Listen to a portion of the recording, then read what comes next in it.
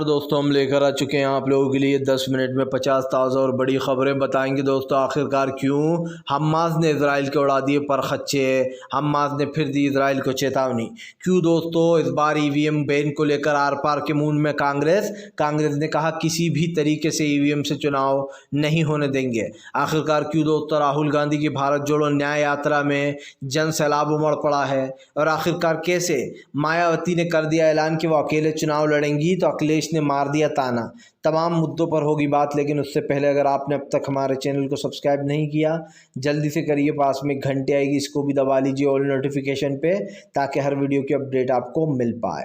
दरअसल दोस्तों आपको बताते चले एक बार फिर से हमास ने इजराइल के खिलाफ खोल दिया मोर्चा। हमास बोला इजराइल हो रहा है तबाह, 100 दिन बाद भी इनके हाथ सिर्फ राख ही लगी है, वो भी इजराइल सैनिकों की। दरअसल आपको बताते चले हमास ने ऐलान किया कि 100 दिन में भी इजराइल कुछ हासिल नहीं कर पाया। 100 दिन में इजराइल की दोस्तों बर्बादी की दास्तान लिखी गई है। अमेरिका और इजराइल ने मिलकर ये प्लान बनाया था कि वो गाज़ा को कब्जे में लेंगे और दोस्तों ख़ुद की चलाएंगे, लेकिन यहाँ तो हो गया उल्टा। इजराइल के पास दोस्तों कोई रास्ता नहीं बचा है, सिर्फ एक रास्ता बचा है कि वो अब इस जंग को ख़त्म कर दे। आपको बता दें दोस्तों एक बार फिर से भारत जोड़ो यात्रा में राहुल की उमड़ा जन सैलाब। राहुल गांधी की भारत जोड़ो न्याय यात्रा में जन सैलाब उमड़ पड़ा, जिसे देखकर बीजेपी के भी उड़ गया होश। दरअसल दोस्तों राहुल गांधी के साथ पूरा देश जुड़ता चला जा रहा है।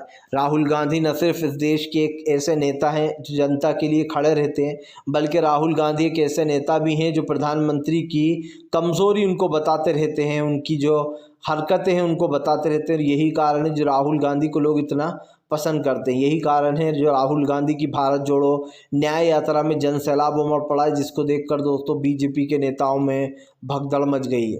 आपको बताते चले दोस्तों फिलहाल हमास इजराइल की जंग के बीच में हिजबुल्लाह का ज़ोरदार अटैक। 100 दिन बाद फिर हिजबुल्लाह गरजा, इतनी सारी मिसाइलें दाग दी, जिसको देखकर दोस्तों पूरी तरीके से परेशान हो जाएगा अब इजराइल, क्योंकि आपको बताते चले दोस्तों ये अब तक की सबसे बड़ा हमला माना जा रहा है। और ऐसे में सरकार की नीतियाँ तो आपको पता ही है, तो इस चीज़ से दोस्तों बाहर आने की कोशिश की जा रही है। लेकिन एक चीज़ साफ़ हो जाती है कि आने वाले समय में यहाँ पर एक बड़ा झटका लगेगा इजराइल को दोस्तों, क्योंकि अब हमास के साथ हिजबुल्लाह खड़ा और हिजबुल्लाह के ये अटैक इजराइल को बर्बाद कर रहा है। आपको बताते चले दोस्तों फिलहाल ईवीएम के ख़िलाफ़ कांग्रेस ने खोल दिया मोर्चा। कहा इलेक्शन कमीशन जानबूझकर चुप बैठा है, क्योंकि बीजेपी ने उसको आदेश दिया है कि ईवीएम पर ज़्यादा कुछ मत बोलो, ईवीएम चली गई तो हम भी सत्ता से चले जाएंगे। जाहिर सी बात है दोस्तों ईवीएम बैन को लेकर अब की कांग्रेस आर पार के मूड में है। आपको बताते चले पूर्व जजों ने भी मोर्चा खोला, इसमें सुप्रीम कोर्ट के भानु प्रताप, महमूद कराचा जी और तमाम लोग इसमें शामिल रहे। उन सब का एक ही कहना है कि चाहे कुछ भी हो जाए इस बार ईवीएम से हम चुनाव नहीं होने देंगे। कांग्रेस ने चुनाव आयोग को चेतावनी दी है कि वो जानबूझ के इस मैटर से दोस्तों बच रहा है, और चुनाव आयोग बीजेपी के कहने पर चुप बैठा हुआ है। आपको बताते चले दोस्तों शंकराचार्य ने फिर से मोदी सरकार के खिलाफ खोल दिया मोर्चा। शंकराचार्य बोले एक बहुत बड़े पद पर एक बहुत छोटे व्यक्ति को बिठा दो तो ऐसा ही होता है। उन्होंने कहा कि फ़िलहाल जैसे हम पंखा कुछ भी इलेक्ट्रिक काम होता है दोस्तों तो इलेक्ट्रिक की दुकान पे जाते हैं इसे सही कराने। कोई भी दोस्तों आप समझिए किसी को पढ़ना है तो वो स्कूल जाता है पढ़ने के लिए, टीचर उसको पढ़ाते हैं। लेकिन उन्होंने कहा कि यहाँ तो उल्टा हो रहा है, धर्म के नाम पर धर्म आचार्यों से सलाह लेना चाहिए कि किस तरीके से हमें मंदिर की प्राण प्रतिष्ठा करनी है, कब करनी है, कैसे करनी है। ये सब कुछ दोस्तों धर्म गुरु ही बता सकते हैं, क्योंकि वो धर्म के बारे में जानते हैं। अब प्रधानमंत्री को क्या ज्ञान है दोस्तों धर्म के बारे में, क्या वो धर्म गुरु हैं? नहीं है। यही बात को लेकर उन्होंने जमकर मोदी सरकार को घेरा और कहा कि फिलहाल धर्म के नाम पर सिर्फ राजनीति कर रही है। शंकराचार्य ने साफ कहा कि शंकराचार्य सबसे बड़े शंकराचार्य हैं, और दोस्तों आप समझिए वो सबसे बुजुर्ग भी हैं, लेकिन उसके बाद भी उनको न शामिल किया गया है। उन्होंने मना कर दिया कि वो नहीं जाएंगे, क्योंकि अधूरे राम मंदिर की प्राण प्रतिष्ठा उन्होंने कहा संभव नहीं है। ख़ास कर वहाँ पर जो गाय एक तरीके से किशन जी को लेकर आई थी दोस्तों, उस गाय की भी स्थापना नहीं की गई है। इसको लेकर जमकर हंगामा भी हुआ। आपको बताते चले दोस्तों फिलहाल आप और कांग्रेस के बीच में डील होने से क्यों घबरा रही है बीजेपी। आप और कांग्रेस में बन गई बात तो बीजेपी भी दोस्तों अब अपने लोगों को सेट करने में लग गई है।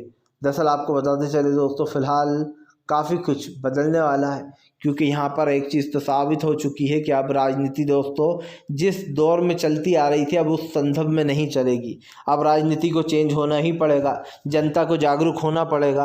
वोट जिसको डालना है उसे तय करना है कि उसको दोस्तों ईवीएम पर वोट देना है या फिर बैलेट पर देना है। सीधी सी बात यह है, चुनाव को ही बायकॉट कर दो अगर चुनाव आयोग नहीं सुनता तो। इसी से दोस्तों कहीं ना कहीं न्याय आएगा सामने, और मुझे ऐसा लगता है कि चुनाव आयोग को बात सुनना चाहिए, क्योंकि ये जनता का मामला है। जो जनता आपको वोट दे रही है आपको कम से कम उसकी रिस्पेक्ट करना चाहिए। आपको बता दें चलें वो दोस्तों, एक बार फिर से जो है यहाँ पर इजराइल हमास की जंग के बीच में एक और नई चीज़ देखने को मिल गई। जी हाँ, आपको बता दें चलें दोस्तों, फिलहाल यहाँ पर भले ही इस चीज़ों को कंप्लीट ना किया गया हो, लेकिन कई ऐसे मुद्दे हैं दोस्तों जो कि हवाओं में घूम रहे हैं, जिसको लेकर बीजेपी बुरी तरीके से घिरी हुई है। इसी को लेकर जमकर मोदी सरकार को लोगों ने घेर लिया है। आपको बताते चले दोस्तों, फिलहाल इस बार हमास इजराइल की जंग के बीच में बड़ा खेल करने वाला है दोस्तों जो है यहाँ पर ईरान के दोस्तों अंदर ही अंदर कुछ ऐसा प्लान चल रहा है जिससे कि न सिर्फ परेशानी में आ जाएगी दोस्तों इजराइल सरकार, बल्कि इजराइल के साथ साथ अमेरिका को भी लपेटे में लेगा। इस बार जो है ईरान कुछ ऐसा बड़ा करने वाला है जिसको सोच कर भी परेशानी में दोस्तों आ गया है पूरा का पूरा अमेरिका।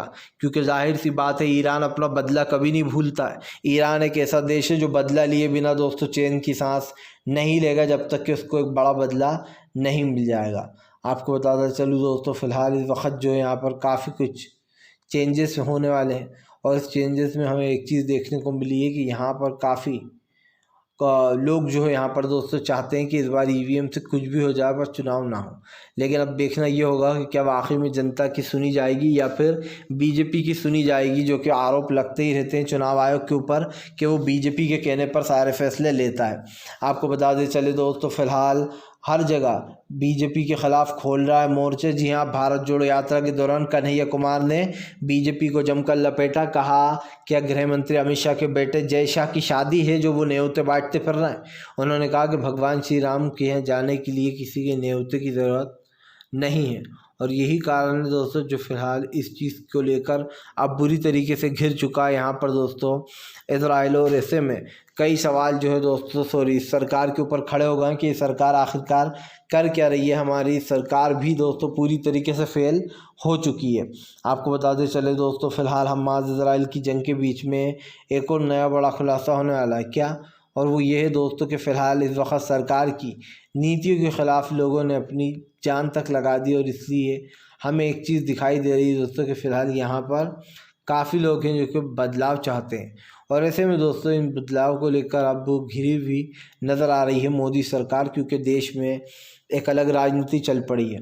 आपको बताते चले दोस्तों, फिलहाल अखिलेश यादव ने मायावती पर कसा तंज। अखिलेश बोले मायावती कहीं पर भी जाएं हमें इससे कोई फ़र्क नहीं पड़ने वाला, हम तो इंडिया गठबंधन का हिस्सा है और इंडिया गठबंधन अकेले ही चुनाव लड़ने वाला है।